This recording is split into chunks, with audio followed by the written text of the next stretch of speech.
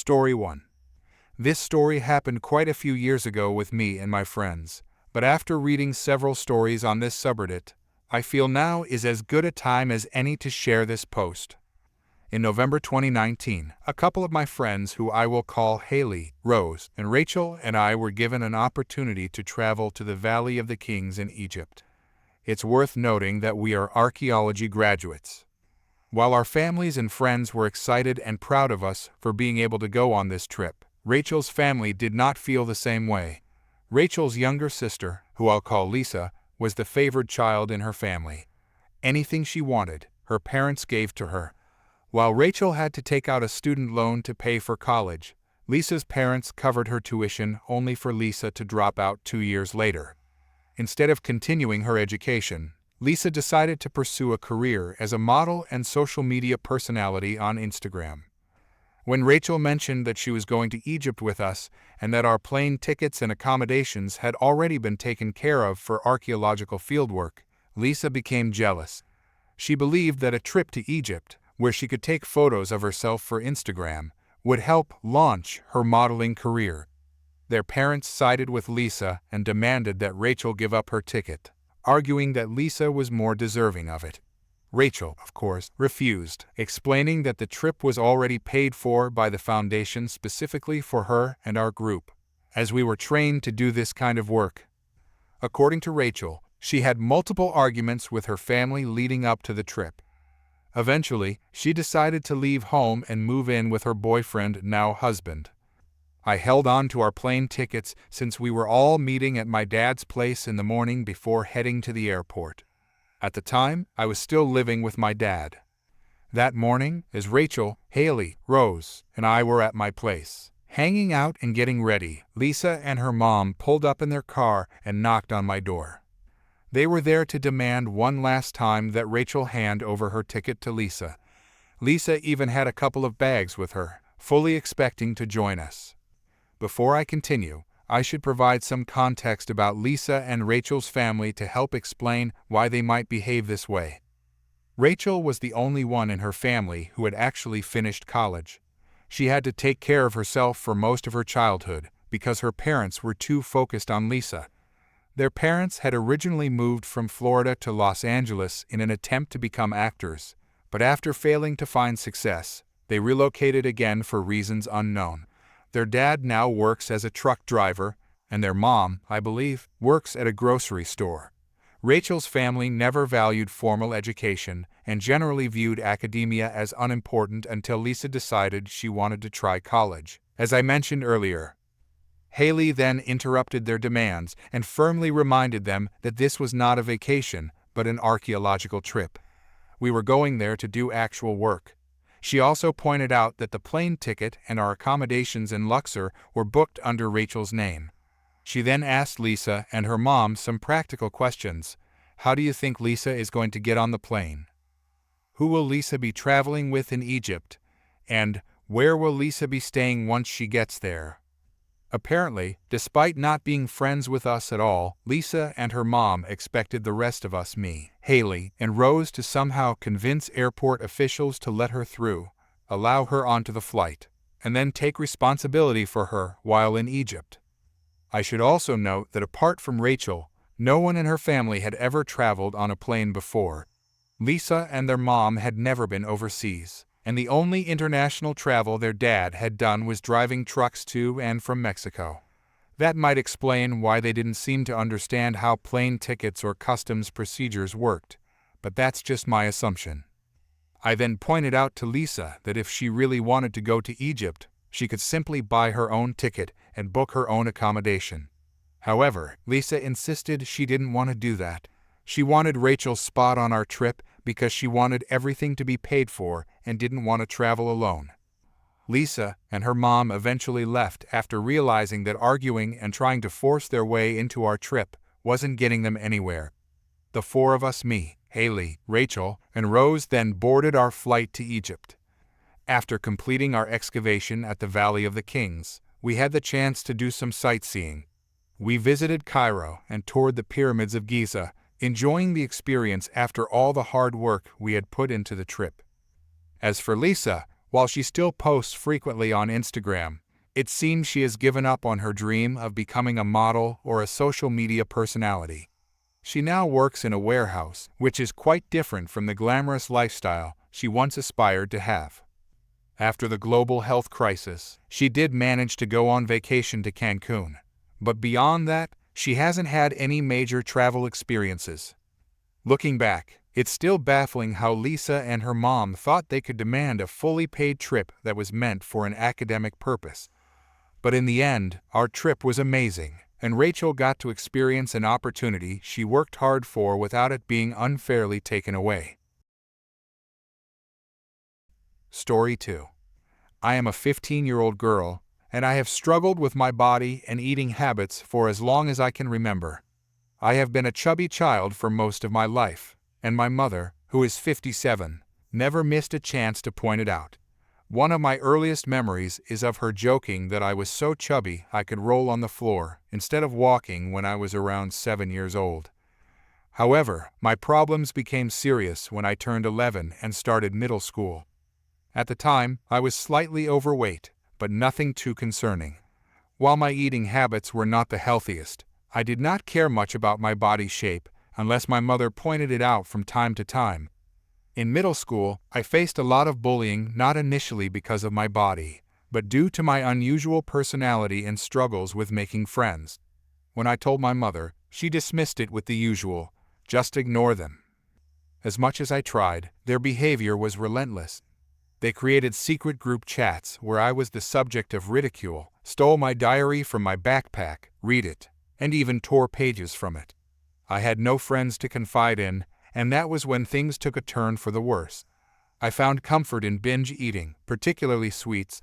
I will not go into detail about what I ate daily, but thinking back on it now makes me feel sick. What I was doing to myself was extremely unhealthy, and my body began to feel the effects. While my classmates added my weight to their list of reasons to mock me, my mother was far from supportive. Now, on to the actual story. It started with subtle comments, indirect remarks about my body, and comparisons to my sisters. Then she began bringing it up to her friends in front of me, as if it were casual small talk with no harm intended. But it was harmful.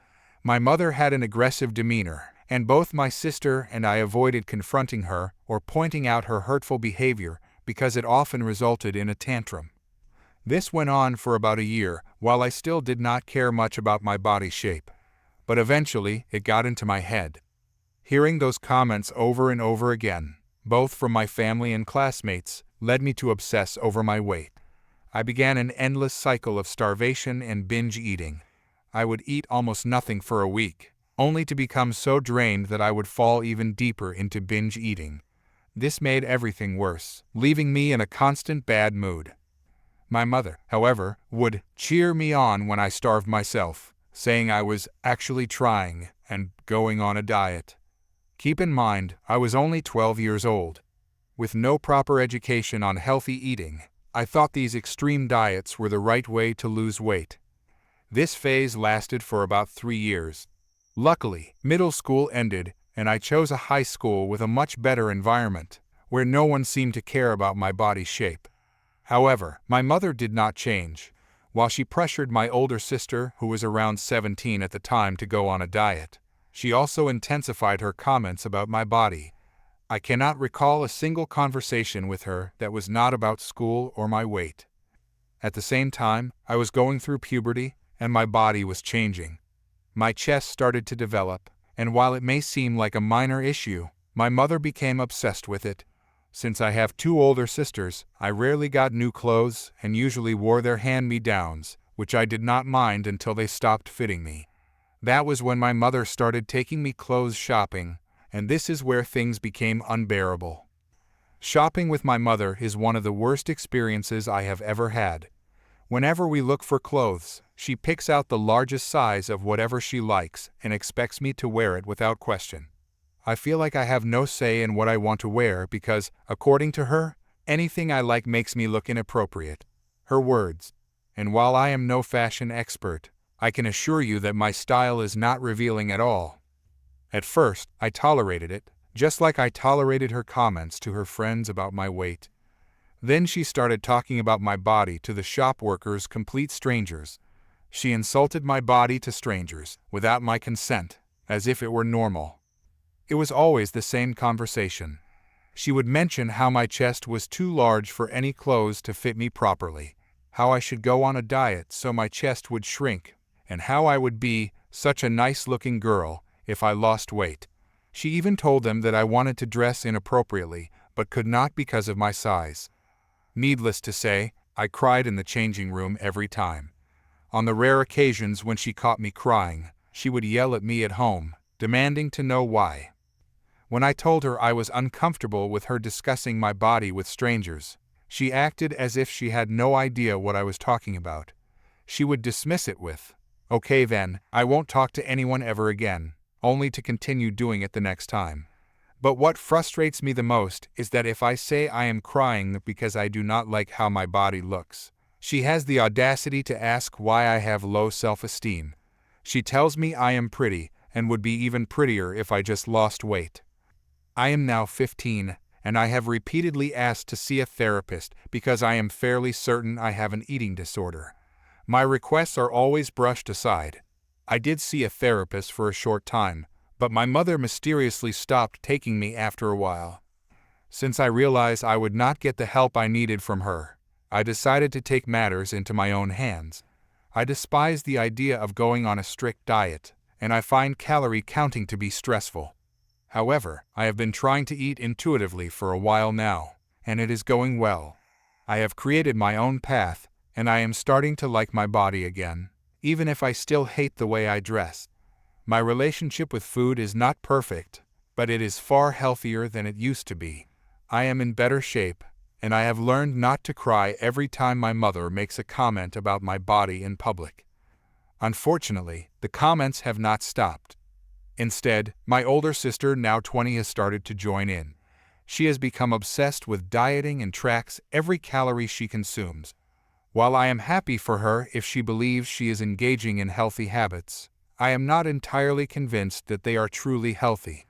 Regardless, I do not appreciate her trying to force her diet onto me, especially with my mother's support. About 3 days ago, I had to go shopping with both my mother and my sister for the first time. While I was in the changing room, trying on dresses they had picked for me after my mother had already told the workers that I needed something large and stretchy to cover my big chest, I overheard them whispering. The conversation was the same as always. My mother spoke to the workers about how I wanted to dress in a way that I should not, and how it was embarrassing and heartbreaking for her to see me in such an unhealthy body. Then my sister added, "You should tell her something. She needs to go on a diet." To which my mother replied, "I can't tell her anything, or she will be mad at me for being uncomfortable." I was speechless. After all the times I had trusted my mother again and again, sharing my feelings with her, explaining how her words affected me, this was what she had learned. Not that she should stop talking about my body, not that it was hurtful, but that I would be mad if I overheard it. That was all she took away from 4 years of this. Needless to say, I cried. My mother noticed, and when we got home, she confronted me about it. Once again, I told her the same thing. I am not comfortable with you talking about my body with strangers. Again, she claimed she understood and said she would consider taking me to a therapist. But I know that will never happen. I just want to be happy. I just want to go one day without thinking about my body. Story 3. I work as a support manager for a company that sells credit card readers and other services for processing payments. Our story begins with a phone call received by one of our newest staff members. The caller does not introduce himself, but instead loudly demands to speak with none other than the chief executive officer of the company. He refuses to provide any additional information aside from his repeated demands, accompanied by some indirect profanity. Normally, this would result in the call being terminated, but I want to know who has the audacity to scream at my staff, so I have him transferred over to me. Having handled similar calls before, I introduce myself with an impressive-sounding title and assure the caller that whatever his support needs may be, I can handle them without issue. I explained that the chief executive officer is currently unavailable and that I am next in line in the support hierarchy. This isn't entirely true, but it helps to calm people down and get them to explain what's actually wrong. The caller introduces himself as Steve, but not just any Steve, the owner of Steve's Cafe, and not just one Steve's Cafe, but all 7 of them. Steve is immediately offended that he was transferred to me rather than speaking directly to the chief executive officer, as he demanded. He is the owner, after all, and believes he needs to talk to my owner, not me. Since I don't own 7 cafes, and I certainly don't own the company I work for, he insists that I cannot possibly understand his needs or make the difficult decisions he requires. Once again, I assure him that I have the position and authority to address any concerns he has. As the support department manager, I can make any necessary changes, set up new accounts, or order new devices. He only needs to tell me what the problem is, and I will provide a solution. I will support him. His response is immediate and aggressive. Can you cancel my accounts? Well, yes, I can. I inform him that we require a written request to process a cancellation. I also attempt to ask why he wishes to close his accounts, as this is standard procedure. If he is leaving, we need to know whether it's due to dissatisfaction with the product, poor service, or if he has found a better deal elsewhere. However, before I can get more than a few words out, he shouts again. Have the chief executive officer call me. He has my number. And with that, he hangs up. I escalate the situation to upper management. Since no written request has been submitted, no cancellation can proceed, but my supervisors still need to be aware of the issue. The following morning, I am invited to an emergency meeting with the chief executive officer and several other key administrators. We review the situation, and I am shown an email. It turns out that Steve managed to find the chief executive officer's internal email address and sent a complaint. In his email, he states that one of his 7 locations has been experiencing major issues with our product. He demands that all of his accounts be canceled immediately and insists on a refund for the past 3 months of payments, claiming the product is completely unusable. I check the system logs. The location in question is indeed experiencing technical difficulties, but the problem only started the previous morning. The location is not entirely down, but it is struggling. However, we never received any emails or calls regarding the issue, just Steve's aggressive cancellation demand. I send over the call logs, and we listen to the recording of Steve yelling at the support agent before he was transferred to me. Then, 2 words from the chief executive officer change everything. Cancel them. The room falls silent. The decision has been made. All 7 accounts are canceled, and services are shut down. That morning, Steve's cafes begin their day with non-functional payment devices. The calls start coming in. Each location manager is frantically trying to understand why nothing is working. Following protocol, our staff informs them that their accounts were canceled per their owner's email request. Since the accounts are closed, we can no longer provide support. Shortly thereafter, Steve himself calls in once again, this time yelling for us to restore his accounts immediately. His businesses are losing money, and he demands that we reactivate everything at once. I check with a chief executive officer, who gives me a simple nod. I respond calmly, per your request made over the phone yesterday and your email this morning, your accounts have been canceled. Steve grows even more frustrated, insisting that he didn't actually mean to cancel them. He only wanted to make a point about what would happen if we didn't resolve his issue. He continues to yell, demanding immediate action. I relay this to the chief executive officer, who then requests that I transfer Steve to his office phone. I wish there were a more dramatic conclusion to this story, but in the end, Steve and our boss had a conversation. Steve was informed that his behavior was unacceptable. He admitted that he had expected expedited service or perhaps a discount by threatening to cancel. He never actually intended for his accounts to be shut down. He simply wanted to be taken seriously and escalated up the chain for faster service. There was no real apology. However, both I and the original support agent were informed that Steve had promised to behave more appropriately moving forward. We were also instructed to report if he failed to do so. His services were restored, and all 7 cafe locations opened slightly later than usual. The one location that had a legitimate issue finally spoke with a support agent, and the problem was resolved in a reasonable amount of time. Everything returned to normal, but I can only hope that Steve learned a valuable lesson. Threatening to cancel an account may not always lead to better service or a discount. Sometimes it just leads to having your account canceled. Story 4. I recently quit my job in fast food, so I will be posting the Karens I have come across. Background: my 3rd day on the job, I was working in the drive-thru, and we were understaffed, 4 people in the whole store.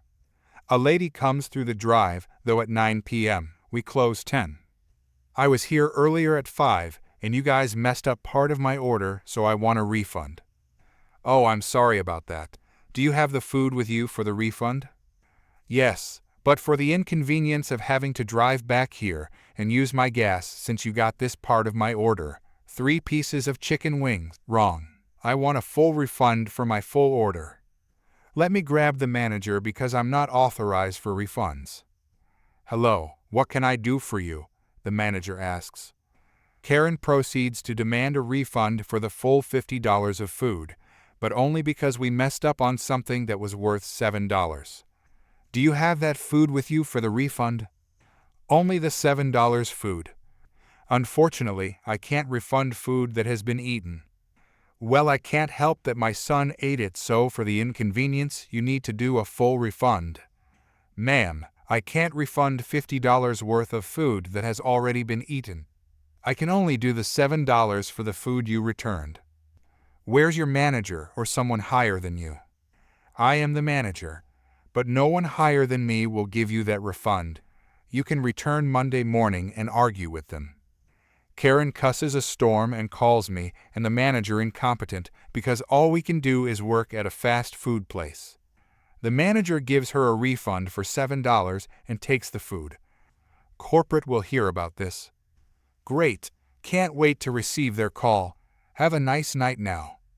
I honestly wish I could make these stories up, but working in fast food has been an exposing experience on how adults can behave like entitled toddlers. Story 5. So, a little bit of backstory.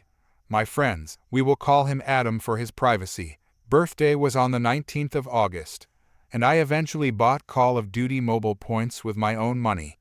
Note: in my country, Bangladesh, parents usually do not give money to their children.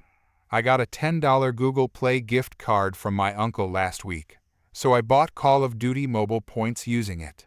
Using $10 you get 880 Call of Duty mobile points, and as I bought it first among my friends, I thought why not show it off, and boy was I wrong.